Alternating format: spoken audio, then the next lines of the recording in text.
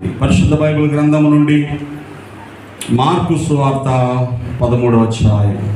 Mark సువార్త 13వ అధ్యాయం 33వ వచనాన్ని యేసుక్రీస్తు ప్రభు శిష్యులతో చెప్పిన దీవెనకరమైన శ్రేష్టమైన మాటను నేను చదువుతున్నాను. గ్రంథాలు తెరచి పరిశీలన చేయండి. ఇలా ఉంది: జాగ్రత్త పడుడి, మెలకువగా నుండి ప్రార్థన చేయండి, ఆ కాలం ఇప్పుడు వచ్చునో మీకు తెలియదు. దేవుడి మాటలు మనకు దీవెనగా చేయను గాక. ఆమేన్, ఆమేన్. ప్రభువునందు ప్రియులారా, మనం చదువుకునే వాక్యము ఎంతో జాగ్రత్త కలిగి శ్రద్ధ కలిగి దేవుని బిడ్డలు సిద్ధపడాల్సినటువంటి ప్రభువు చేసిన వచ్చిన హెచ్చరిక ఏంటిది అంటే, ఒక దినము రాబోతుంది. ఆ దినము కోసం సంఘము సిద్ధముగా ఉండాలి. ఏ దినమది? ఇలా చెప్పుకోవచ్చు, అది ప్రభు తన సంఘమును తీసుకొని పోవడానికి రానయ్యున్న దినం. దేవునికి స్తోత్రం. ఏ దినం అది? ప్రభు తన సంఘమును తీసుకొని పోవడానికి రానయ్యున్న దినం. ఆ దినమును ఆగమనము అని పిలుస్తుంది వాక్యం. మేఘమండలానికి ప్రధాన దూత శబ్దముతో, ఆర్భాటముతో, బూరధ్వనితో, తెస్సలోనిక మొదటి పత్రిక 4వ అధ్యాయం 13-18 రాయబడిన ప్రకారం ఆయన మేఘమండలానికి రాగానే సమాధులు తెరవబడి అప్పటి వరకు మృతి నొందినటువంటి పరిశుద్ధులైన వారందరూ మహిమ శరీరంతో ఆయన దగ్గరికి వెళ్ళిపోతారు. మరుక్షణమే అప్పటిదాకా బ్రతికి ఉన్న వారిలో ఎవరైతే దేవునికి ఇష్టలుగా పరిశుద్ధులుగా బ్రతుకుతారో వారు రెప్పపాటున మేఘమండలానికి వెళ్ళిపోతారు. అక్కడ పరిశుద్ధులకు విందు అవ్వబోతుంది అని వాక్యం చెబుతుంది. విందంటే భోజనాలు, బిర్యానీ పెడతారా, చికెన్ పెడతారని అడగకూడదు. ఇక్కడ బ్రతికిన బ్రతుకుకు తగినటువంటి బహుమానాలు అక్కడ ఇవ్వబడతాయి. అదే సమయంలో క్రిందన లోకంలో భయంకరమైన శ్రమలు రాబోతున్నాయి. నేను వరుసగా ప్రకటన గ్రంథానికి వచ్చిన వర్తమానాలు వచ్చే వారి నుంచి మీతో మాట్లాడతాను. భయంకర శ్రమలు రాబోతున్నాయి, ఇబ్బందులు రాబోతున్నాయి. ఆ శ్రమలలో ఉండకుండా తప్పించుకునేవారు ధన్యులు. దేవునికి స్తోత్రం. ప్రియులారా, ఆ తర్వాత శ్రమకాలం ముగిసిన వెంటనే ప్రభువారు పరిశుద్ధులను వెంట పెట్టుకొని జకరియా గ్రంథంలో ప్రవచించినట్లుగా భూమి మీదకు తన పాదాన్ని పెడతారు. దాన్ని రెండవ రాకడ అని పిలుస్తున్నారు. దేవునికి స్తోత్రం. రెండవ రాకడలో 2 భాగాలు. మొదట రహస్య రాకడ, మేఘమండలం మీదకి సంఘం వెళ్ళిపోయే క్షణం. రెండవది ఆ సంఘాన్ని పరిశుద్ధులు వెంట పెట్టుకున్న ప్రభు భూమి మీదకి వచ్చే దినం. అయితే ఆ దినము రాకమునుపు లోపల భయంకరమైన పరిస్థితులు కలుగుతాయి. అందుకని ఆ దినం ఎప్పుడు వస్తుందో చెప్తే మేము రెడీగా ఉంటాం ఎవరైనా అంటారేమోనని ఆ దినం ఎప్పుడు వస్తుందో ప్రభు ఎవ్వరికీ చెప్పలేదు. ఎందుకంటే ఆయన అన్నారు, నాకు కూడా తెలియదని. మనం చదువుకున్న 32వ వచనంలో ఆ దినమును గూర్చి, ఆ గడియను గూర్చి తండ్రి తప్ప ఏ మనుష్యుడైనను, పరలోకమందుల దూతలైనను, కుమారుడైనను ఎరగరు. దేవునికి స్తోత్రం. చాలామంది పలానా డేట్కి వచ్చేస్తాడు ప్రభు, పలానా తారీఖు వచ్చేస్తాడని యూట్యూబ్లో చెప్తా ఉంటారు. అలా చెప్పే హక్కు ఎవరికీ లేదు, అలా చెప్పింది జరగదు. కాకపోతే వచ్చే కాలానికి సూచనలు చెప్పాడు, అంచనాలు వేసుకోవాలి తప్ప పలానా రోజు అని స్పెసిఫిక్గా చెప్పడానికి అవకాశం లేదు. ఇక్కడ 2 విషయాలు. ఒకటి, గుర్తులు బట్టి అంచనా వేసుకోవడం, బహుశా ఇవాళ రేపు అన్నట్టు. 2, దానికోసం సిద్ధపడడం అనేది సంఘం చేయాలి. మొట్టమొదటిగా నేను ఆ గుర్తులు గురించి ప్రభు ఏం చెప్పారో నేను మీకు గుర్తు చేసి ఎలా సిద్ధపడాలో ఈ సమయంలో 3 చిన్న మాటలు చెప్తాను. క్లుప్తమైన వర్తమానమే. మీరు చూడండి, 13వ అధ్యాయంలో యేసుక్రీస్తు ప్రభు వారిని శిష్యులు అడిగారు. 4వ వచనం, ఇవి ఎప్పుడు జరుగును? ఇవన్నీ నెరబో కాలమునకు ఏ గుర్తు కలుగును మాతో చెప్పుమని ఆయన ఏకాంతమందు అడుగగా. దేవునికి స్తోత్రం. ఏమన్నారు? ప్రభువా, దినం అంటున్నావు, చాలా భయంకరం అంటున్నావు, ఇదిగో శ్రమ కలుగుతుంది అంటున్నావు, లోకంలో ఎవరు ఎరగనంత ఉపద్రవాలు కలుగుతాయి అంటున్నావు, అది ఎప్పుడో మాకు చెప్పవా, కనీసం గుర్తులు చెప్పవా అంటే ప్రభు ఏమన్నారు తెలుసా? ఇక్కడ స్పెసిఫిక్గా గుర్తులు చెప్పారు. నెంబర్ 1, ఎవడునూ మిమ్మల్ని మోసపుచ్చకుండా చూచుకొనడి, అనేకులు నా పేరట వచ్చి నేనే ఆయనని చెప్పి అనేకులను మోసపుచ్చేదారు. మొట్టమొదటిది, మోసపుచ్చడం అనేటువంటి సంగతులు సంఘంలో జరుగుతూ ఉంటాయి. దీనికే భక్తులు ఆ పేరు పెట్టారు, కౌంటర్ఫీట్ క్రిస్టియానిటీ, అబద్ధ క్రైస్తవ్యం. ఏదండి? అసలు క్రైస్తవ్యం అంటే ఏంటో సంఘం మర్చిపోయింది ఈరోజు. యేసుక్రీస్తు ప్రభువారు శిష్యులకు ఒక మాట చెప్పారు, మీరు సమస్త లోకానికి వెళ్ళి సర్వ సృష్టికి సువార్త ప్రకటించి సమస్త జనులను నాకు ఏం చేయాలి చెప్తారా? శిష్యులనుగా చేయండి. దేవునికి స్తోత్రం. ఏం చేయమన్నాడు? ఇప్పుడు మనం ఏం చేస్తున్నాం? క్రైస్తవులుగా చేస్తున్నాం. శిష్యుడు వేరు, క్రైస్తవుడు వేరు. ఎందుకంటే క్రైస్తవుడు అంటే గుడికి వస్తే చాలు, మత సంబంధమైన సంగతులు వెంబడిస్తే చాలు, ప్రార్థన చేస్తే చాలు, కానికిస్తే చాలు, భాషలు వస్తే చాలు, కృపలవరం వస్తే చాలు, ఏవో ఎవరికి నచ్చింది వాడు చెప్పుకుంటూ వెళ్ళిపోతున్నాం. కానీ శిష్యుడు అంటే ఏంటో చెప్పనా? మీకు తెలుసా? నేను చెప్పనా? శిష్యుడు చేయడం అంటే ఏంటి? మత్తయి సువార్తలో యేసుక్రీస్తు ప్రభువు ఒక అద్భుతమైనటువంటి సంగతిని 10వ అధ్యాయం 24వ వచనంలో శిష్యుడు ఎలా ఉండాలో ఒక ఉపమాన రూపంగా, ఒక సూచనప్రాయంగా చెప్పిన సంగతులు మనం చూద్దాం. శిష్యుడు అంటే ఎలా ఉంటాడు? 10వ అధ్యాయం 24వ వచనం. శిష్యుడు బోధకుని కంటే అధికుడు కాడు, దాసుడు యజమాని కంటే అధికుడు కాడు.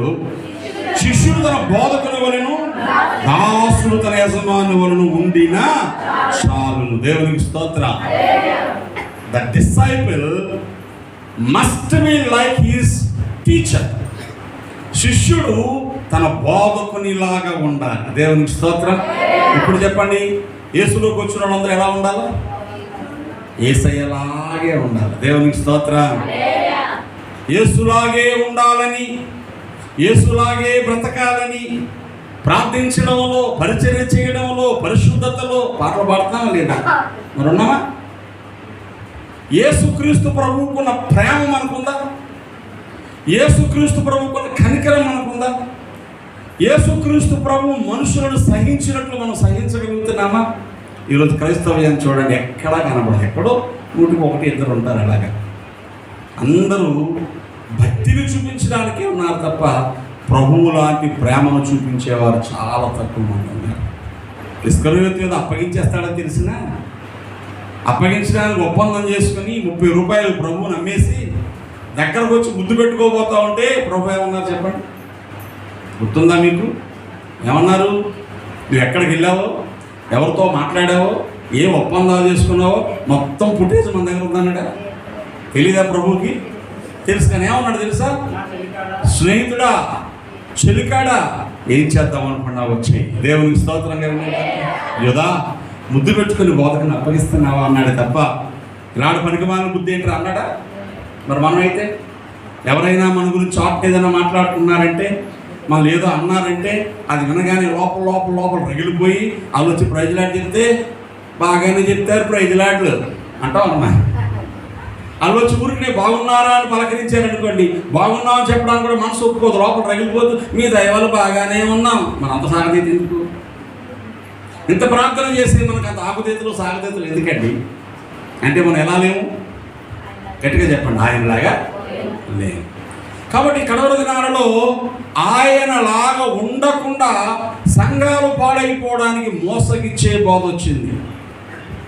జాగ్రత్త, పెద్ద సంఘం కట్టారు, పెద్ద సంఘాలు ఉన్నాయి, గొప్ప గొప్ప సభలు అయిపోతున్నాయి, అద్భుతాలు జరిగిపోతున్నాయి, మహత్కారాలు జరిగిపోతున్నాయి అంటే కంగారు పడిపోకూడదు. అక్కడ ప్రభువు లాంటి భక్తి చేసేవాళ్ళు ఉన్నారా? ప్రభువుకు లక్షణాలు ఏంటి? మత్తయి సువార్త 11:29 మనందరికీ తెలుసు కదా. నేను సాత్వికుడను, చెప్పండి చెప్పండి, దీన మనసు గలవాడను కనుక మీ మీద నా కాడి ఎత్తుకొని నా దగ్గర నేర్చుకోండి. ఏమి నేర్చుకోవాలి? ఏమి నేర్చుకోవాలి? ప్రభు దగ్గర సాత్వికాన్ని నేర్చుకోవాలి. ఏమి నేర్చుకోవాలి? దీనత్వాన్ని నేర్చుకోవాలి. ఇప్పుడు శిష్యుల్లో ఏముంటాయన్నమాట? ఇప్పుడు సాత్వికం ఉంటుంది, తగ్గింపు స్వభావం ఉంటుంది, అహంకారం ఉండదు, గర్వం ఉండదు. ఈరోజు మన జీవితాల్లో చూడండి, చిన్న చిన్న వాటికే ఎక్కిపోతూ ఉంటాం.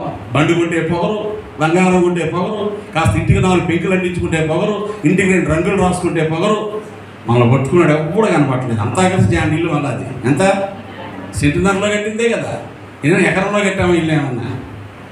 ఏమంటే మంచం వేస్తే కొంచెం చోటు చాలుతాం, కొంచెం వేస్తే మంచాన్ని చోటు చాలుతాం. మన ఇద్దరంగా 3వ వరుస వస్తే ఉండడానికి చోటు చాలుతాం. బాత్రూంలోకి ఎన్నోడు వెళ్ళంటే రావద్దాం, తిరగడానికి చోటు చాలుతాం. ఈ గొప్పకైనా అంత అహంకారం. బంగారు పిల్లు ఉంది అక్కడ. దేవునికి స్తోత్రం. బంగారు వీధులు ఉన్నాయి, పరిశుద్ధుల గానాలు ఉన్నాయి, దేవదూతల స్తోత్రార్పణలు ఉన్నాయి, జీవజల నది ఉంది, జీవవృక్షం ఉంది, మన్నా ఉంది. ఇవన్నీ పరలోక రాజ్యంలో నిలిస్తానంటే ఈ కొంపలు పట్టుకుని గెంతులేసేసి దేవుని స్తోత్రం చెప్పండి. వీళ్ళారా శిష్యులు తయారవుతారా, భక్తులు తయారవుతున్నారా? భక్తులే తయారవుతున్నారు, శిష్యులు తయారవట్లా. కనుక మోసపోకండి. ఈ కడవరి దినాల్లో ఇలాంటి భక్తులు, ఇలాంటి భక్త సమాజాలు, ఇలాంటి సంఘాలు ఇంకా ఎక్కువ వచ్చేస్తూ ఉంటాయి. సేవలో చాలామంది సేవకులు ఉన్నారు, ఒక్కడికి యేసయ్యతో సంబంధం లేని ఎక్కువ మంది ఉన్నారు. ఓ గురువు దగ్గర నేర్చుకోవడం కానీ, ఓ కాలేజీకి వెళ్ళి నేర్చుకోవడం కానీ లేకుండా ఎవడు మట్టికాడే పాస్టర్లు అయిపోయిన పాస్టర్ గారు ఎక్కువ ఉన్నారు. ఆయనకి బైబిల్ తెలియదు, దేవుడితో బంధం ఉండదు. సంఘాలు కూర్చొని పెట్టి బోధ చేసేద్దాం అనుకుని అరుపులు కేకలతో వాళ్ళు ఏం చేస్తున్నారో తెలియకుండానే కకృతి పడిపోయి బ్రతుకులు కొనసాగిస్తూ సంఘాలను పాడు చేసేవాళ్ళు ఎక్కువైపోయారు. ఇవే ప్రభువు రాకడకు సంబంధించిన సూచనలు. దేవునికి స్తోత్రం. మొట్టమొదటి ఏమవుద్ది? మోసపుచ్చే వాళ్ళు వస్తారు. ఇదిగో దేవుడు నాతోనే ఉన్నాడు, ఇప్పుడే దేవుడు చెప్పాడు, ఇప్పుడే దేవుడు నడిపిస్తున్నాడు, ఇలా చెప్పమని నీతో చెప్పాడు. ఇలాంటి వాళ్ళు ఎక్కువైపోయారండి. ఎక్కడ చూసినా ఈ యూట్యూబ్లో చూస్తున్నారా, ఒక దెయ్యం పెట్టుడు వస్తూ ఉంటుంది. ఎక్కడి నుంచి వచ్చావు అన్నాడు. అదే అంటూ ఉంటాం. ఇదే యాక్షన్, నీ పేరేంటి అన్నాడు. అది పేరు చెప్తారు. ఇదంతా డ్రామా అండి. ప్రభు ఎప్పుడన్నా ఎక్కడ అలా చేశాడా? శిష్యులు ఎక్కడన్నా చేశారా? మరి వీళ్ళు ఎందుకంటే ఫోకస్ అక్కడ అందరూ వరుస పెట్టి వెళ్ళిపోతూ ఉంటారు. అక్కడికి వెళ్తే దెయ్యాలు పోతాయి.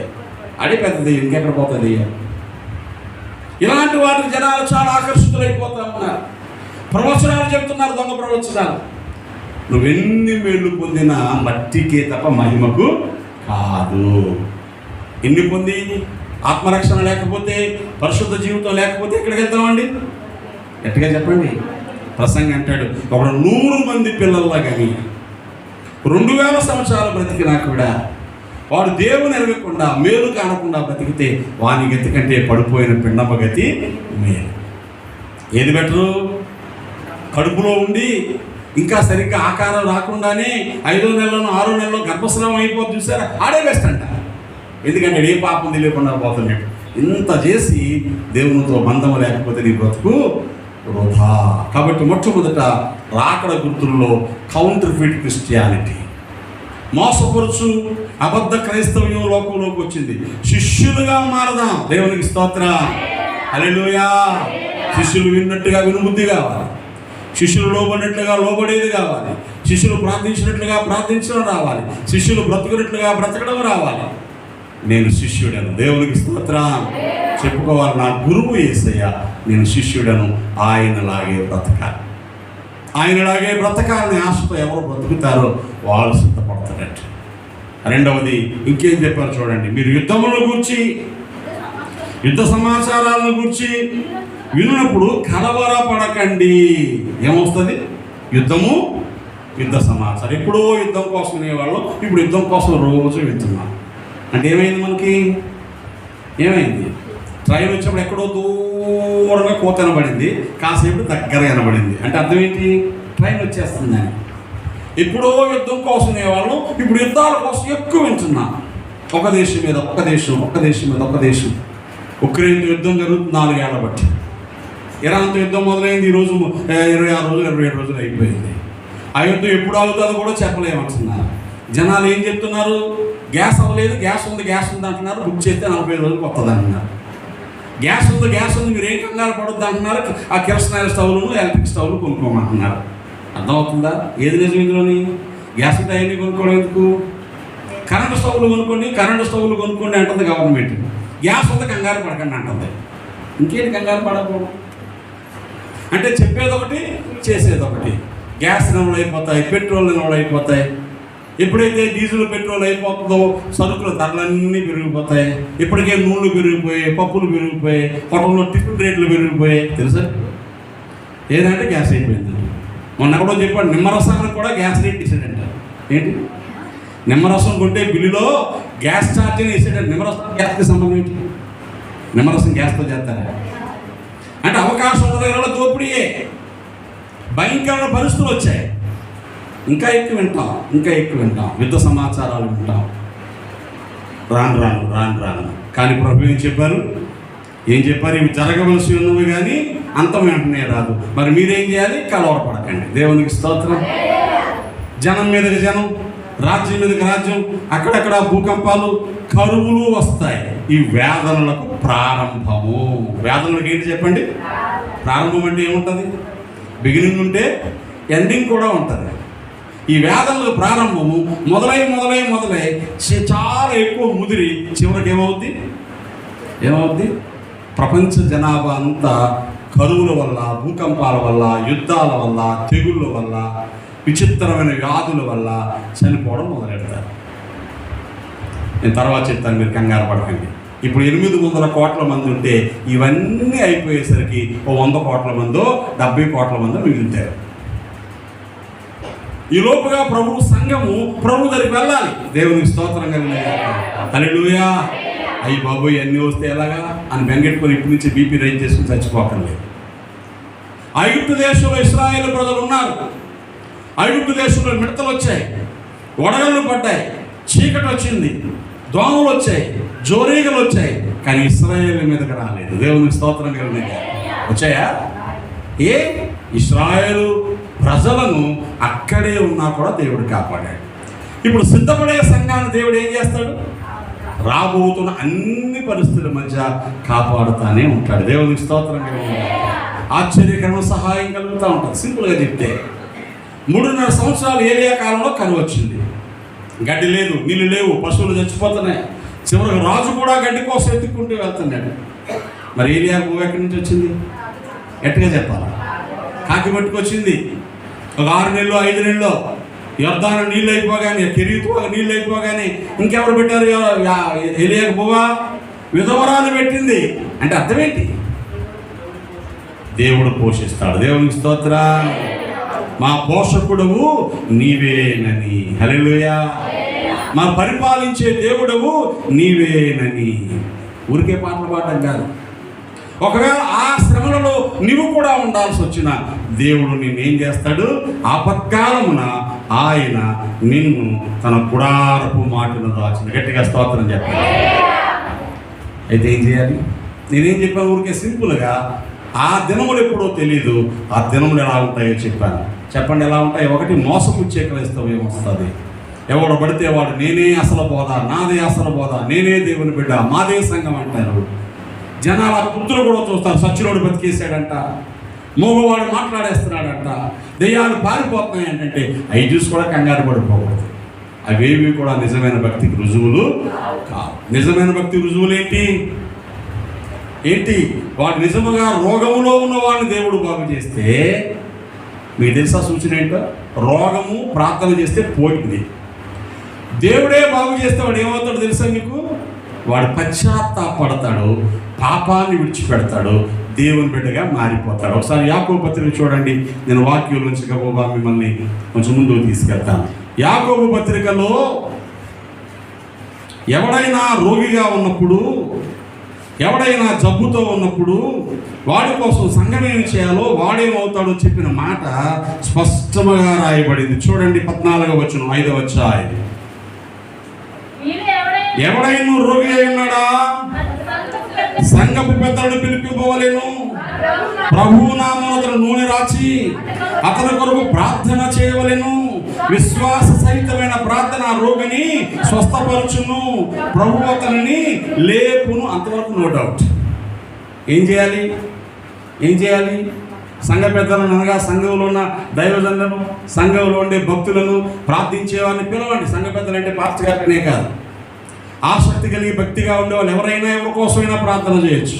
పాస్టర్ గారే చేయాలా, మీరు చేస్తే దయ్యాలు వచ్చేస్తాయి అన్నాడని కూడా అది అబద్ధం పోదా. నువ్వు నిజంగా భక్తిగా ఉన్నావు, మీ ఇంటి నిండా అన్నం ఉంది, పక్కవాడు పెట్టి పాస్టర్ గారే పెట్టాలా? నువ్వు పెట్టకూడదా? నువ్వు పెట్టు. నువ్వు ప్రార్థన చేస్తున్నావు, దేవుడిని ప్రార్థన ఆలకిస్తున్నాడు, ఎవరైనా వచ్చి అమ్మా నాకు చిన్న ప్రార్థన చేయమంటే నేను చేయకూడదు. ఎవరు చేయాలా? మా పాస్టర్ గారే చేయాలా? ఎక్కడుందా పాస్టర్ గారే చేయాలని? కాబట్టి నీవు కూడా ప్రార్థన చేస్తే వాడు బాగుపడతాడు. అంత మాత్రం చేత ఓహో రండి నా దగ్గరికి, ఇంకా అయ్యగారి దగ్గరికి వెళ్ళక్కర్లేదు. ఎక్కడికి? అయ్యగారి దగ్గరికి అక్కర్లేదు, ఆయన అడ్రోడ్ నుంచి రావాలి, ఆయన వచ్చేదాకా మీరు ఆగుతారు, రండి నేను ప్రార్థన చేసేస్తాను అనకూడదు.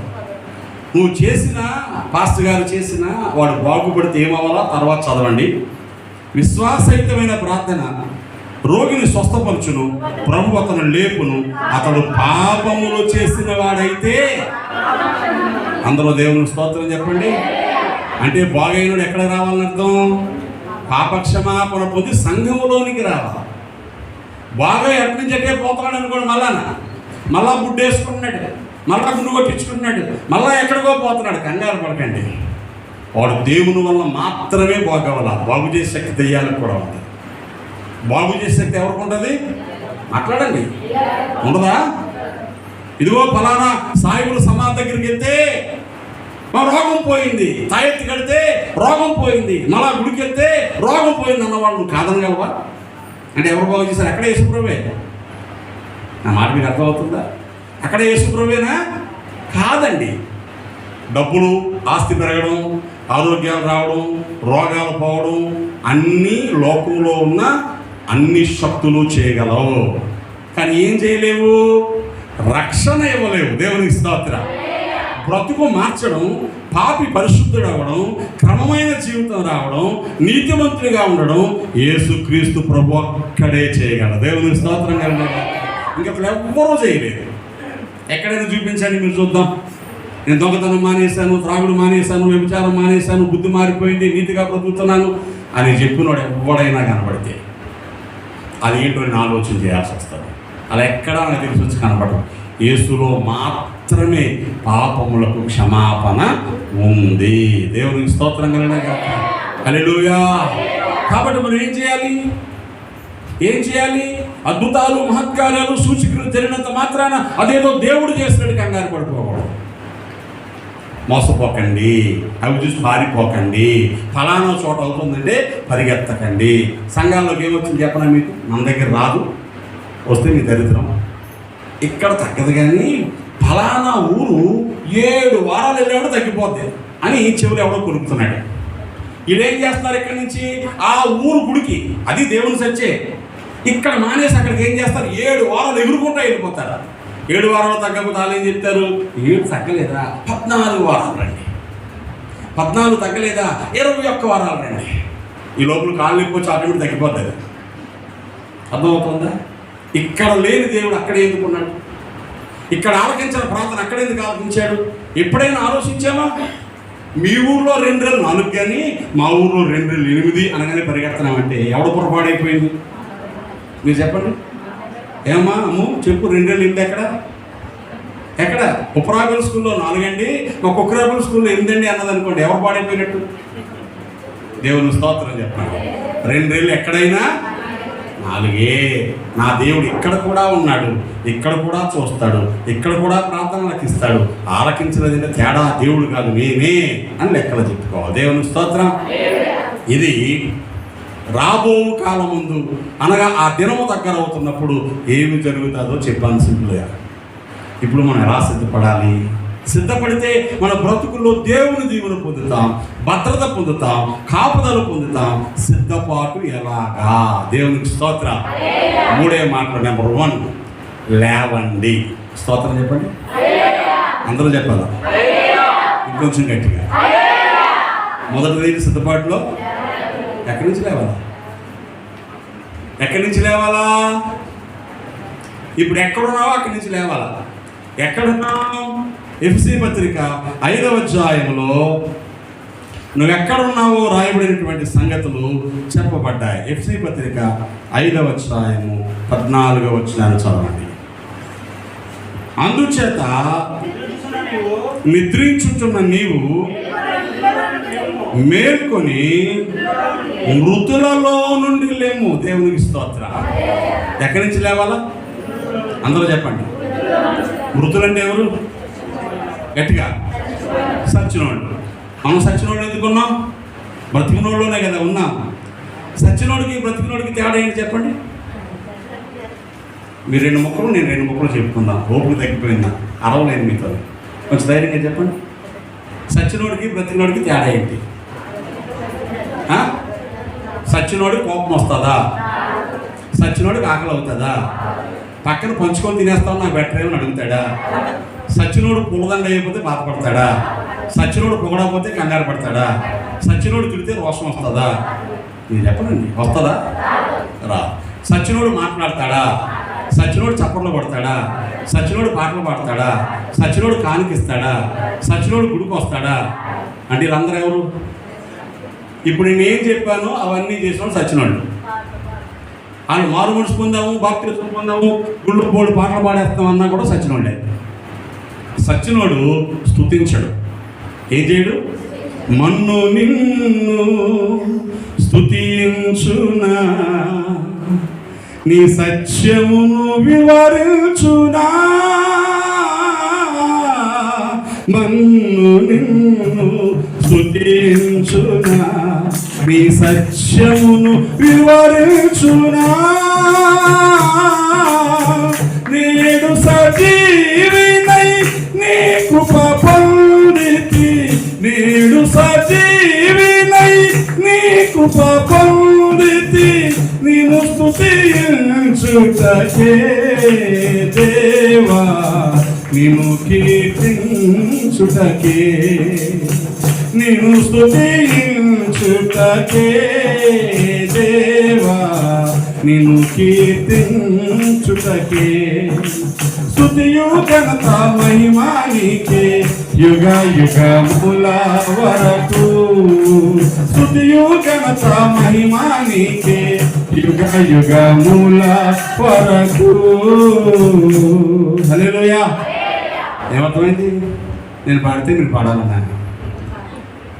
సచ్చినోడు స్తుతిస్తాడా? మరి స్తుతించినోడు సచ్చినట్ట బతికినట్ట? పాట పాడుతుంటే మూతి వేసేసుకొని చప్పట్లు కొట్టాల్సినప్పుడు చెయ్యి పడిపోయిన కమలం నా కిందకు వదిలేసి నువ్వు సచ్చినట్ట బతికినట్ట? ఎక్కడి నుంచి రావాలి అంటే అర్థం ఏంటి? చురుకుగా ఉండు. దేవునికి స్తోత్రం. సచ్చినోడు ఆ కుళ్ళు కాలువ పక్కన పడుకోబెట్టేసిన వాసనతో అంటాడా? ఏమండి, కసింకోటలో ఒక గౌరాస్ ఫ్యామిలీ నుంచి ఒక అమ్మ దేవుడిని నమ్ముకుంది. ఆవిడే నమ్ముకుంది, ఎవరు నమ్ముకోలేదు. జబ్బు అయింది, ఆసుపత్రికి తీసుకెళ్తే చచ్చిపోతే 2 రోజులు అన్నారు. ఇంటికి తీసుకుపోండి అంటే డబ్బులు అయిపోతే ఇంటికి తీసుకొచ్చారు. తీసుకొచ్చాక ఇంట్లో చిన్న వీధి, పెద్ద ఇల్లు, ఇంట్లో పెట్టలేక ఆ చిన్న వీధి 2 పక్కల మురుక్కాలలో ఉన్న చిన్న వీధిలో ఇంటి ముందు గడ్డేసి పడుకోబెట్టేశారు. వెంటనే చచ్చిపోతే బాగుంది, ముసుగు 15 రోజులు చచ్చిపోలేదు. ఇప్పుడు ఆవిడ దగ్గర ఆవిడ కాపలా ఉండాలా, ఆస్తి పంచుకున్నాడు ఉండాలి. రోజు పాస్టర్ గారు కాబట్టి జమీమా పాస్టర్ గారికి, అమ్మగారు రండి మీ భక్తురాలు కాపలా కాయండి. ఎవరి ఈవిడేమో వెళ్ళిపోయి పాపం కందిరి కొట్టుకొని అన్నయ్య మీరు రండి, అన్నయ్య మీరు రండి, ఒకరోజు మీరు రండి మాకు డ్యూటీ వేసేది. మేము వెళ్ళి చిన్న ప్రార్థన పెట్టి ఎక్కడ పుల్లుగాలో పక్కన అక్కడ కూర్చుంటే వాంతులు పైకి వచ్చేసినంత వాసన ఆ ముసలి అలాగే ఉన్నాయి. ఎందుకు? సగం చచ్చింది ఆల్రెడీ. చచ్చిన వాళ్ళకి వాసన తెలుస్తుందా? దోమలు కలిస్తే తెలుస్తుందా? ఏమండి, మన ఇది కట్టకపోతే తెలుస్తుందా? పెడితే తెలుస్తుందా? ఇప్పుడు మనం కూడా ఏం చేస్తున్నాం? ఇంత ప్రమాదం వస్తుందని చెప్పినా సేవ పుట్టినట్టు కూడా లేదు. చచ్చినోడే బతికినాడు. ఒరే నాయనా మీకోసం గుడులు ముడేసుకొని గుడిలో బద్దలు కొట్టుకుని ఉపవాస ప్రార్థనలు చేస్తున్నాం. 2 బాబు గుడి కంటే 35 రోజులు అయిపోయింది, కానీ ఇంకా ఒక్కసారి కూడా గుడికి రాని మహాభక్తులు చాలామంది ఉన్నారు. ఇది చచ్చినోడే బతికినాడు. ఇది మాట్లాడాలా?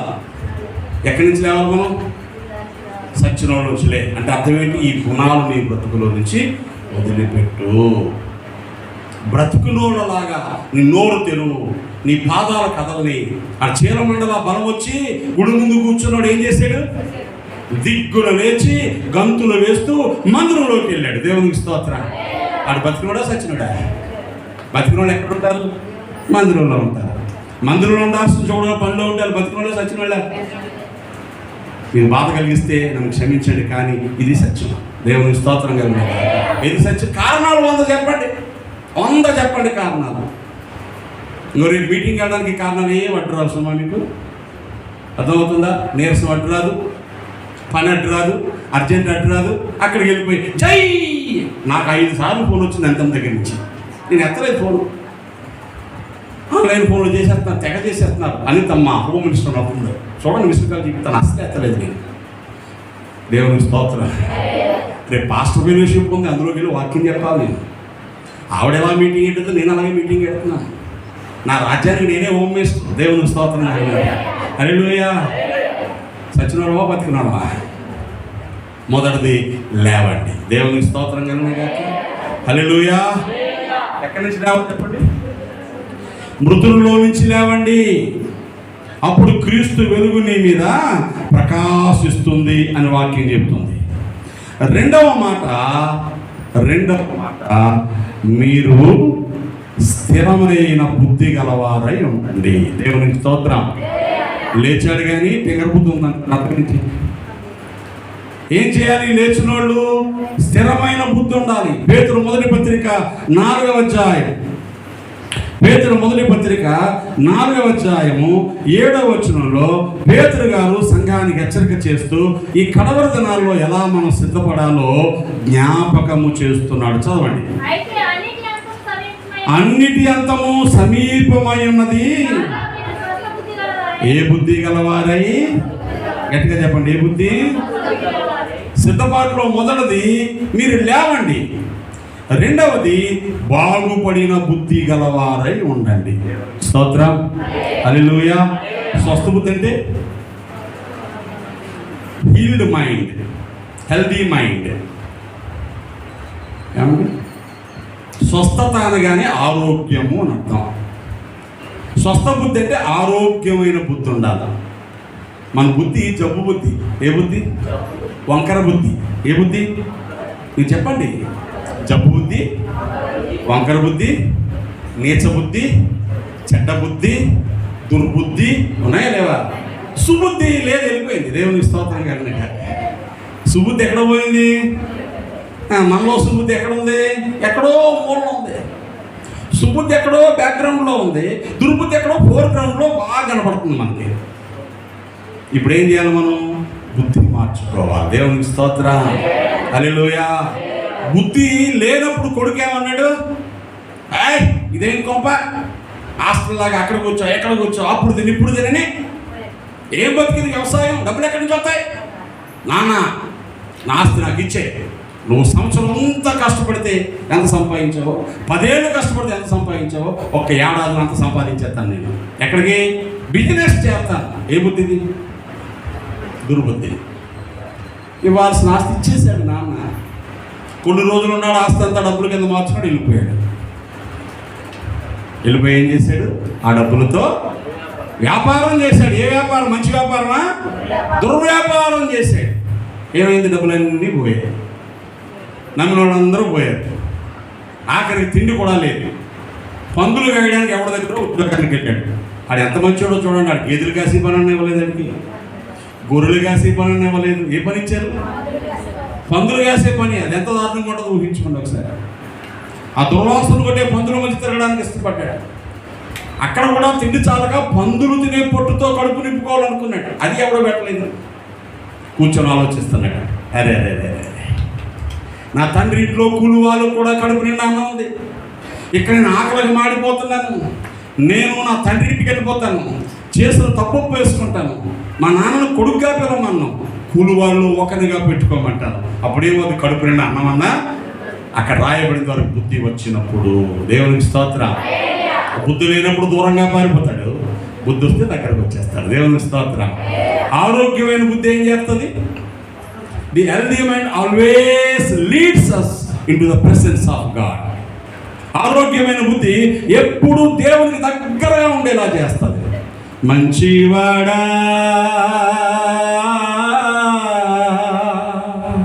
మహోన్నతుడా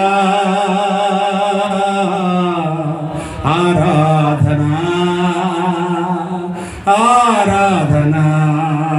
మంచివాడా అని ఎప్పుడైతే అన్నామో ఆరాధన చేయడానికి వచ్చేస్తాం. దేవునికి స్తోత్రం. బుద్ధి వచ్చినప్పుడు, మనసు తిరిగినప్పుడు యేసయ్య సీమోనుతో చెప్పాడు, సీమోను సీమోను నాతో వచ్చేస్తానంటున్నావు కానీ సాతాను నిన్ను గోధుమలు జల్లించినట్టు జల్లించడానికి కోరుకున్నాడు. నీ నమ్మిక తప్పిపోకుండా నేను తండ్రిని వేడుకున్నాను. ఇదిగో నీ బుద్ధి తిరిగిన తర్వాత నీ సహోదరుని బలపరచు. అంటే బుద్ధి తిరిగినప్పుడు ఏం చేస్తాడు? మనం చెప్పాను నేను. బుద్ధి మారినప్పుడు ఏం చేశాడు? ఇంతకాలం సీనాటిని పక్కనెట్టి ఒంటి మీద బట్టలు లేకుండా చేపలు పడ్డాను పోయాడు. బుద్ధి మారినప్పుడు ఏం చేశాడు? కుంటివాడిని బాగు చేశాడు. అద్భుతమైన బోధ చేసి 3000 మంది రక్షణలోకి నడిపించాడు. పేతురు గారు వెళ్తా ఉంటే నీడపడ్డ రోగులు బాగైపోయారు. దేవునికి స్తోత్రం చెప్పాడు. కొర్నేలు ఇంటి వారికి వచ్చి సువార్త చెప్పాడు. కొర్నేలు ఇంటి వారు అందరికీ బాప్తిస్మాన్ని ఇచ్చాడు. బుద్ధి స్థిరములైనప్పుడు ఏం చేశాడు? బుద్ధి స్థిరమైనప్పుడు ఏం చేశాడు? ఈరోజు చాలామంది బుద్ధి ఏం లేదు, గట్టిగా చెప్పాలా, పందులు కాస్తుంది. బుద్ధి ఏం కాస్తుంది? నీ బుద్ధి గొర్రెలు కాయాలా? బుద్ధి పందులు కాస్తున్నప్పుడు కడుపు కూడా నిండదు. Simple logic గుర్తించుకోండి. బుద్ధి పందులు కాస్తే ఏముంటుంది? ఉన్నదంతా పోతుంది. పోయిందా? పోలేదా? నమ్మినోళ్ళందరూ పోతారు.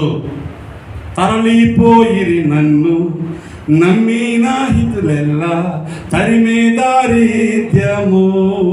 పాట పాడుకున్నాడు. నేను నమ్మిన వాళ్ళు అందరూ వదిలేసారు. అప్పుడప్పుడు అంటారు, వాళ్ళు నమ్మామండి అయ్యగారు, వీళ్ళు నమ్మామండి అయ్యగారు, వాళ్ళు ఎంతో గొప్ప అనుకున్నాం అయ్యగారు, వాళ్ళకి ఇచ్చామండి అయ్యగారు, వీళ్ళకి ఇచ్చామండి అయ్యగారు, వాళ్ళు ఎవ్వరు. అప్పుడు నేను అనుకుంటాను, నీ బుద్ధి పందులు కాసింది. నీ ముందంటే బాధపడతామని అన్నగాని నేనేమనుకుంటాను, బుద్ధి పందులు కాసింది కాబట్టి అన్నీ పోయాయి. కష్టపడి సంపాదించింది పోయింది, కట్టుకున్న ఇల్లు పోయింది, దాచుకున్న డబ్బులు పోయాయి, కూడగొట్టిన బంగారం పోయింది, కొనుక్కున్న బళ్ళు పోయాయి, నమ్మిన మనుషులు పోయారు, సింగిల్గా మిగిలిపోయారు. కాదనకు నా తండ్రి, దిక్కెవ్వరును లేరు, కరుణించి ప్రోము. బుద్ధి వచ్చేసింది. ఎవరు లేరయ్యా, నువ్వు తప్ప నాకు దిక్కెవరో లేరయ్యా, నువ్వే నా దిక్కయ్యా అంటే అవతలవా అంటాడా? మీరు చెప్పండి. నేనెన్నడూ మిమ్మను త్రోసివేయను. తిరిగి రండి భక్తులైన బిడ్డలారా, తిరిగి రండి. మీ అవిశ్వాసాన్ని బాగు చేస్తాను. మీరు పోగొట్టుకున్నదంతా తిరిగి మీకు ఇస్తాను. దేవునికి స్తోత్రం. నా తండ్రి నన్ను చూచి నా కొరకై, నా తండ్రి నన్ను చూచి పరుగిడుచు ఏ తెంచి నాపై బడి ఏడ్చెను. నవజీవమును కూర్చి ఇంటికి తోడుకొని వెళ్ళి నన్ను దీవించెను. నా జీవిత కథ ఎంత యేసు ప్రేమకు ఇలలో సాక్ష్యమై ఉండును. దేవునికి స్తోత్రం. ఏమండి, మిడతలు, పసర పురుగులు, చీడ పురుగులు, గొంగల పురుగులను మహాసైన్యమంతా తినివేసిన పంటను తిరిగి మీకు ఇస్తాను. దేవునికి స్తోత్రం. వస్తే ఏం చేస్తాడు? ఇస్తాడు. తిరిగి వస్తే ఇస్తాడు. నువ్వు తప్ప దిక్కు లేదంటే హక్కును చేర్చుకుంటాడు. అందరూ వదిలేశారు ప్రభువా, దొంగల చేతిలో పడిపోయారయ్యా, వస్తువులు పట్టుకుపోయారు, గాయపరిచారు, బట్టలు కూడా పట్టుకుపోయారు. మంచి సమరుడు వస్తాడు, తల తీసుకుంటాడు, ఒళ్ళో పెట్టుకుంటాడు, సమస్యలు పోయినాడు ద్రాక్షరసం పోస్తాడు, గాయాల మీద నూనె పోస్తాడు, గాయాలు కట్లు కడతాడు, తన గాడిద మీద ఎక్కించుకుంటాడు, తాను పుట్టకొల వంటికి తీసుకెళ్తాడు, మెరుకొరిచేదాకా పరామర్శిస్తాడు, డబ్బులు ఇస్తాడు, అప్పగిస్తాడు. వీడిని జాగ్రత్తగా చూడయ్యా, మరలా వచ్చి వీడిని చేస్తాను. దేవునికి స్తోత్రం. ఏం చేయాలి మనం ఇప్పుడు?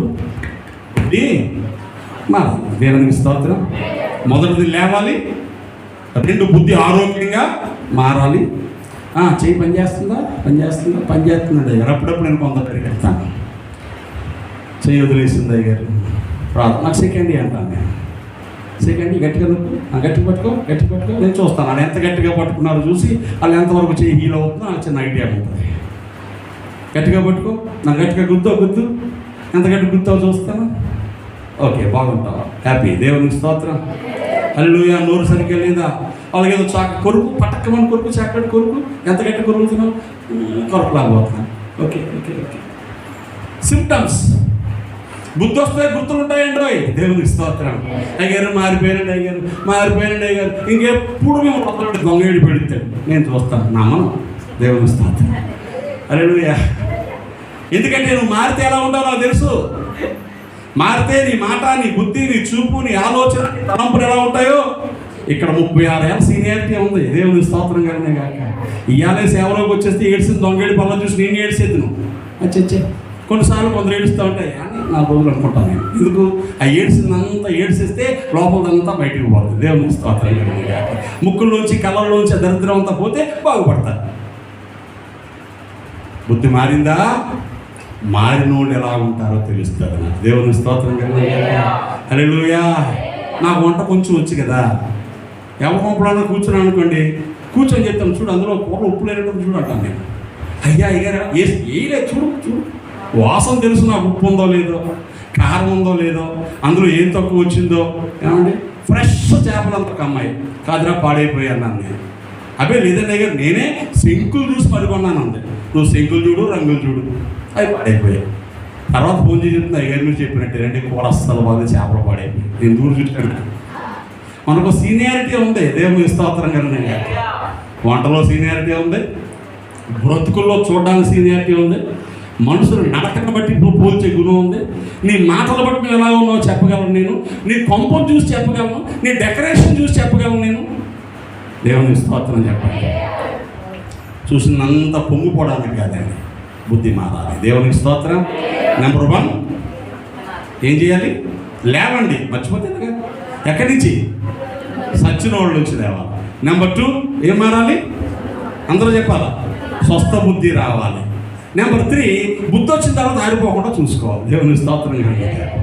నిన్న బుద్ధి వచ్చి ఆరిపోయి, రేపు బుద్ధి వచ్చి ఎల్లిపోయి, తర్వాత బుద్ధి వచ్చి ఎల్లిపోతే కరెంట్ చూడండి వచ్చిపోతాడో మనకి ఎలా ఉంటుంది?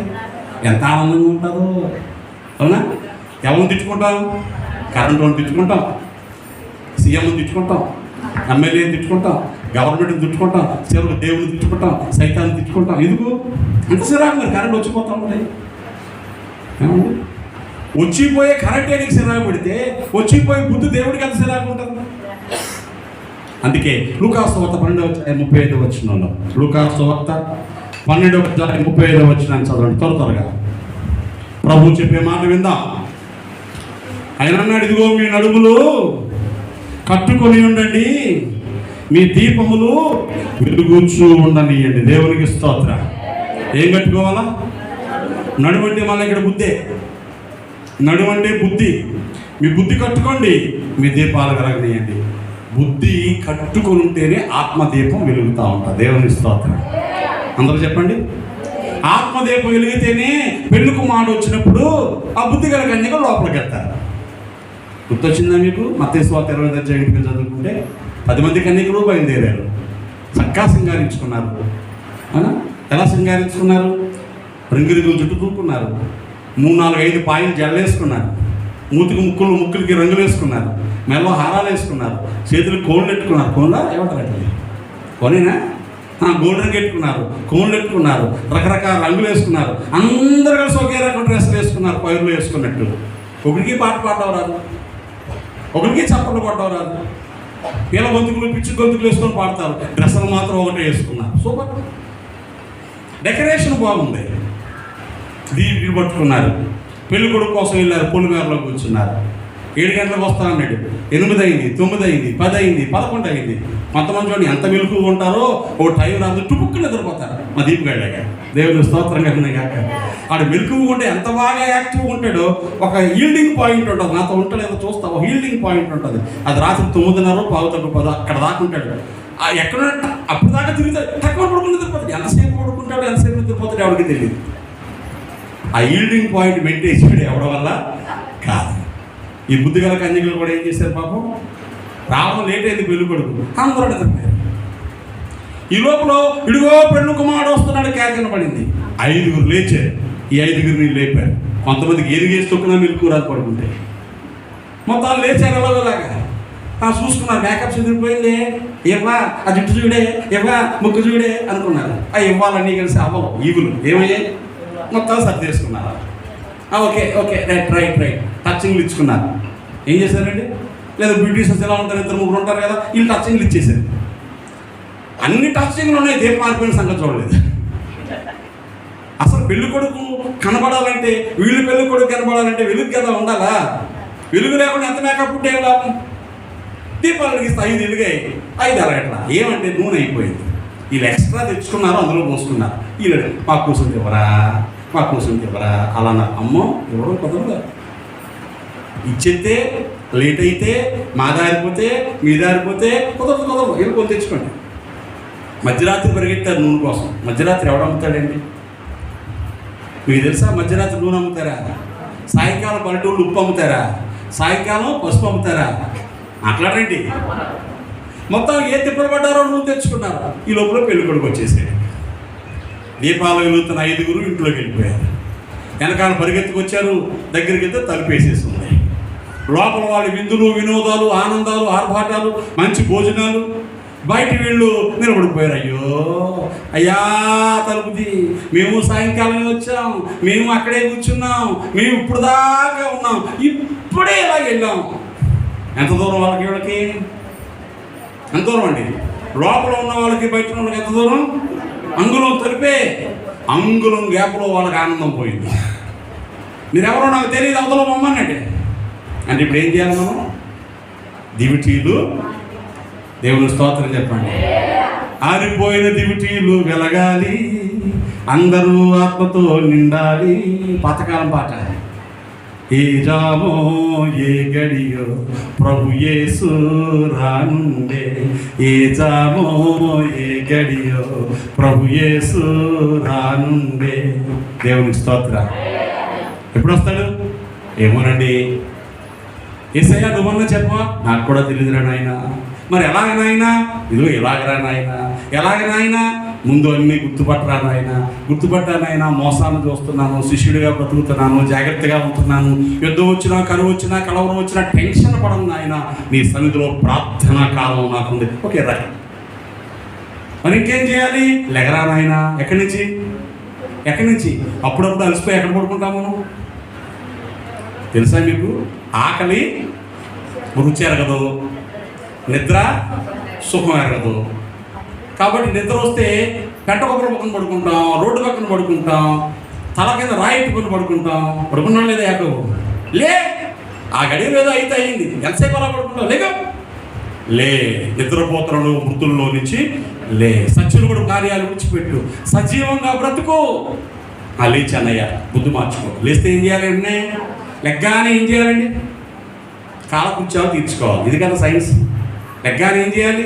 రాత్రిలో శరీరంలో పార్థంతా బయటికి పోవాలి, శరీరాన్ని శుభ్రం చేసుకోవాలి. ఆ లేచిన ఎన్నో టీ ఎత్తుకొని తాగేసి 11 గంటల దాకా పళ్ళు తమ్మకుండా ఆ కొంపకి ఈ కొంపకి తిరిగేసి నైట్ ఇక్కడికి దోపేసి బ్రష్ ఎట్టుకొని కొలాయి దగ్గర ఆ పక్క నుంచి ఈ పక్కే, ఈ పక్క నుంచి ఆ పక్కే తోతా కూర్చున్నాను. ఇంతకంటే దరిద్రం ఏమైనా ఉందా? లేసావు కానీ ఏం మారలేదు. గట్టిగా చెప్పండి. మరి మారణ బుద్ధితో ఏం లాభం నీకు? బుద్ధి మార్చుకో. ఆరోగ్యవంతమైన బుద్ధి, స్థిరమైన బుద్ధి. మారిందయ్యా, మారిందయ్యా. మారిందా? దేవుని స్తోత్రం. మారితే ఏం చేయాలి? ఆరిపోకుండా చూసుకో. మారితే ఏం చేయాలి? ఆరిపోకుండా చూసుకోవాలంటే ఏం చేయాలి? ఎక్స్ట్రా ఆయిల్ క్యారీ చేయాలి. దివిటీలు ఆరిపోవడానికి కారణం ఏంటి? వాళ్ళకి పెళ్ళి కొడుకు రాలేదు కాదు, ఎక్స్ట్రా ఆయిల్ తెచ్చుకోలేదు. మన దగ్గర ఏముంది? ఎక్స్ట్రా ఆయిల్ ఉండాలి. దేవునికి స్తోత్రం. ఆయిల్ అంటే ఏంటి? ఆఖరి ముగిస్తాను. ఆయిల్ అంటే ఏంటి? ఎక్స్ట్రా నూనె, నూనె కొవ్వు, నూనె తైలం, నూనె ఐశ్వర్యం, నూనె డెడికేషన్, సమర్పణ. నువ్వు బలిపీఠం మీద పోయడానికి అనిపించే కొవ్వు, దీపంలో పోయడానికి వచ్చిన నూనె, పరిశుద్ధ జీవితంలో పుట్టిన సమర్పణ కావాలి. దేవునికి స్తోత్రం. హల్లెలూయా. మీటింగ్కి వెళ్దాం. 4 గంటలకు పొద్దున్నే ఎత్తారంట. కాబట్టి 4 దాకా ఆగిన పొద్దున్నే ఇంకో 2 ఇడ్లీ ఎక్స్ట్రా లోపలేసితే ఆగుతుంది. 4 గంటలు పెట్టలేదు భోజనం, 5 అయిపోయింది, 6 అయిపోయింది. అప్పుడు లోపల గడిపే ఉంటుంది.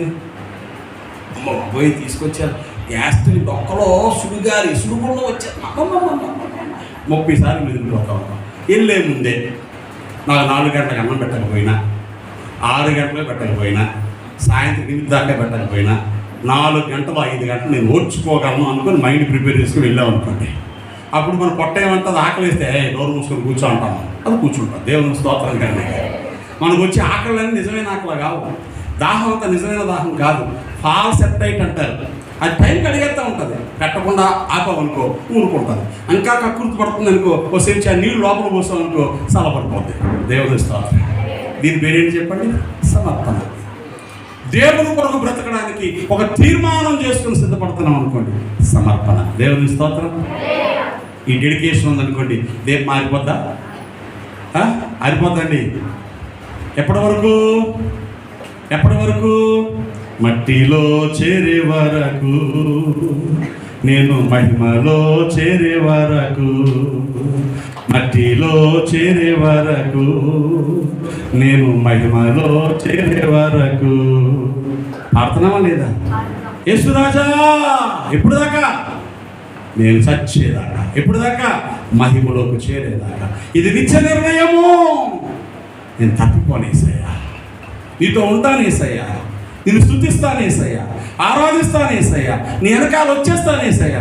మనుషులు ఏమనుకున్నా, పరిస్థితులు ఏమైపోయినా, శరీరం కృంగిపోయినా, కుళ్ళిపోయినా, కృషించిపోయినా, ఆస్తిపోయినా, నువ్వే నా దేవుడే యేసయ్యా. దీని పేరే నూనె. దేవుని స్తోత్రం కలుగుతుంది. ఎంత నూనె ఉంది? వచ్చేదాకా ఎలగడానికి కావలసినంత నూనె ఉంది. హల్లెలూయా. ఈ దీపం ఆరిపోదు. సుడిగాలిలోనైనా జడివానలోనైనా ఆరిపోదులే నీవు వెలిగించిన దీపము, నీవు వెలిగించిన దీపము, నీవు వెలిగించిన దీపము. దేవుని స్తోత్రం. మనంతా మేకల కథే. నూకలు ఇస్తాను, మేకలు వేస్తావా? కాస్తాను. పులొత్తే భయపడతావా? భయపడను. ఎలుగుబంటి వస్తే భయపడతావా? భయపడను. భూతం వస్తే భయపడతావా? భయపడను. అంటే భయపడతావా? ఆట ఏం పాడతావా? ఆరిపోదు. ఎక్కడ ఆరిపోతుంది? సుడిగాలి జడివాన కాదు, చిన్నగాలికే కిటికీ తీస్తే ఆరిపోతుంది. దేవుని స్తోత్రం కలిగింది. చుట్టాలు ఫంక్షన్ రమ్మని ఇన్విటేషన్ ఇస్తే ఆరిపోతుంది. ఆదివారం ఎగ్గొట్టేసిపోతుంది దీపం. అర్థమవుతుందా? పాట ఏం పాడతాం? సుడిగాలి జడివాన, శోధన, బలహీనత. క్యాన్సర్ వచ్చినోడేమో ధీమాగా ఉంటున్నాడు, జ్వరం వచ్చినోడు దీపం ఆరిపోతుంది. వచ్చింది చిన్న తలపోటు కాలిపోయి, జ్వరాన్ని కాలిపోయి, కాలుపోటు కాలిపోయి, మోకాళ్ళు ఎప్పుడు కాలిపోయి, ప్రాణం పోయిన తల నరికేస్తూ ఉంటే, నిలువుగా పౌలు గారిని 2 ముక్కలు నరికేస్తూ ఉంటే దీపం మారిపోలేదు. దేవుని స్తోత్రం. యాకోబుని నరికేస్తే దీపం మారిపోలేదు. స్టెఫను రాళ్ళు ఇచ్చుకొని కొడితే దీపం మారిపోలేదు. పేతురు గారిని తల కిందగా సిలువేస్తే దీపం మారిపోలేదు. తోమాగా నీటిచ్చుకొని పొడిచేస్తే దీపం మారిపోలేదు. ఇంటులాగా ఆంధ్రేయుని సిలువేస్తే దీపం మారిపోలేదు. ఆ దీపాలు రాలేదండి. ఇంకా ఎందుకు తగ్గినది? మన దీపాలు ₹10 పావులాగా అయిపోతూ ఉంటాయి. వచ్చి చికెన్ ఈ మధ్యాహ్నం మీరేం చేయాలి? జాగ్రత్తగా ఉండండి, మెలకువగా ఉండండి, ప్రార్థన చేయండి. ప్రభు చెప్పారా లేదా? నేనేమంటానంటే లేవండి. ఎక్కడి నుంచి? సచ్చినోళ్ళలో నుంచి. బుద్ధి మార్చుకోండి. స్థిరమైన బుద్ధి, ఆరోగ్యవంతమైన బుద్ధి. ఆ బుద్ధి ఆరిపోకుండా చూసుకోండి. ఇప్పుడు ఎప్పుడు వస్తే మనకేంటి? ప్రభు దేవునికి స్తోత్రం గారు. తుఫాను వచ్చేస్తుందంట అన్నారు అనుకోండి. ఎవడు బెంగ? చేలో పనులు ఉండిపోతే బెంగ, కళ్ళంలో ధాన్యం వస్తే ధాన్యం ఉండిపోతే బెంగ, ఇంట్లో గ్యాస్ అయిపోతే బెంగ, చుట్టాలు వస్తాను కబడితే బెంగ, రేషన్ తెచ్చుకోకపోతే బెంగ. అన్నీ ఉన్నాయి. తుఫాను వస్తే రాని ఏమంటామండి? రాని మాకే చల్ల పడుతుంది, కరెంటు బిల్లు తగ్గుతుంది, ఏసీ పెట్టుకోవడం మానేస్తాం. సిద్ధపడితే ఒకలాగుంది, సిద్ధపడకపోతే ఒకలాగుంది. ఇప్పుడు నేనేమంటానంటే ప్రభు వస్తారా? రాని. నేడు రేపు నా ప్రియుడేసు మేఘాలపైన తెంచెను. వస్తే ఎవరికి బెంగ? అప్రమాణికులు, అబద్ధికులు, ఏమండి, నీతి లేనోళ్ళు, పరిశుద్ధులు లేనోళ్ళు, అపవిత్రులు, వీళ్ళకి బెంగ. నాకెందుకు బెంగ? నేను నా ప్రభుత్వం ఉన్నాను, ప్రభువులో ఉన్నాను, ప్రభువు కోసం ఉన్నాను. ఆ ధైర్యం మనం కూడా చెప్పాలి. ఆశపడదాం. ప్రభువా, మేము మెలకువగా ఉంటాం, మేము జాగ్రత్తగా ఉంటాం, మేము సిద్ధపడి ఉంటాం, మీ సన్నిధిలో ఉంటాం. ప్రార్థన చేసుకుందాం. ఎవరు మర్చిపోండి. ఈ కడవర దినాల్లో భయంకరమైన సంభవాలు, నాశనకరమైన పరిస్థితులు ఎన్నొచ్చినా కూడా ప్రభు విడిచిపెట్టిన వాడు మన బ్రతుకుల్లో తోడుగా ఉండేవాడు. నెమ్మదిగా నోరు తెరిచి ఒక చిన్న మాట ప్రార్థన చేసుకోండి. ఎలా ఉన్నావు నువ్వు? నీ జీవితం ఎలా ఉంది? నీ బ్రతుకు ఎలా ఉంది? నువ్వు ఎలా సిద్ధపడి ఉన్నావు? త్వరగా ప్రార్థన చేసుకోండి. ప్రభు బలిలోకి వెళ్దాం. ఈ సమయాన్ని నిర్లక్ష్యం చేసుకో. ఆయన పాదాలు పట్టుకో. యేసయ్యా, నన్ను కనికరించు. ప్రభువా, నాకు సహాయం చేయి. నీతో నా బ్రతుకు, నీతో నా నడక, నీతో నా ప్రవర్తన, నీతో నా జీవన విధానం నేను సాగిపోవడానికి సహాయం చేయబడుగా. ఆయన పాదాలు పట్టుకుందాం. నన్ను కనికరించవా తండ్రి, నన్ను దర్శించవా తండ్రి. నీ సన్నిధి నాకు తోడుగా ఉంచువా ప్రభువా. సహాయం చేయవా ప్రభువా. కాపుదలియవా ప్రభువా. నేను లేవడానికి, నేను స్థిరపడడానికి, నేను ఆరిపోకుండా వెలుగుతూ ఉండడానికి నీ కనికరం నాకు చూపించు నాయన. ప్రార్థన చేసుకుంటే మౌనంగా ప్రభు బలలోకి వెళ్ళిపోతాం. ప్రార్థన చేద్దాం. పరిశుద్ధులైన తండ్రి, నీకు వందనాలు, స్తోత్రాలు. దయగా నీ పాదాల చెంత ఇదిగో ఈ సమయం అందు నీ సన్నిధిని కలిగిన వారమై మీరు మాతో మాట్లాడుతూ ఉండగా నేను మహిమపరుస్తున్నా. ఎంత ప్రేమ తండ్రి మా మీద. మా జీవితాలు స్థిరపరచాలని, దిద్దుబాటు చేయాలని, కనికరముతో నింపాలని ఎంత ఆసక్తిగా చూస్తున్నాం. నీ ప్రేమను బట్టి నీకు వందనాలు చెల్లిస్తున్నాను. మహిమోన్నతమైన సన్నిధి కోసం స్తోత్రాలు చెల్లిస్తున్నాను. మీరు మాతో ఉన్నందుకు వందనాలు చెల్లిస్తున్నాను. నీ ప్రేమలో మమ్మల్ని స్థిరపరచమని బ్రతిమలాడుతున్నాను. కృపగల కార్యం చేయండి. ఈ మాటలు మాలో ఫలింపచేయండి. నీకోసం వెలుగుతూ ఉన్నవారుగా, నీకోసం బ్రతుకుతూ ఉన్నవారుగా, నీకోసం మా ప్రభు సిద్ధపడి ఉన్నవారుగా అనేకులకు మాదిరిగా బ్రతకడానికి కృప చూపండి.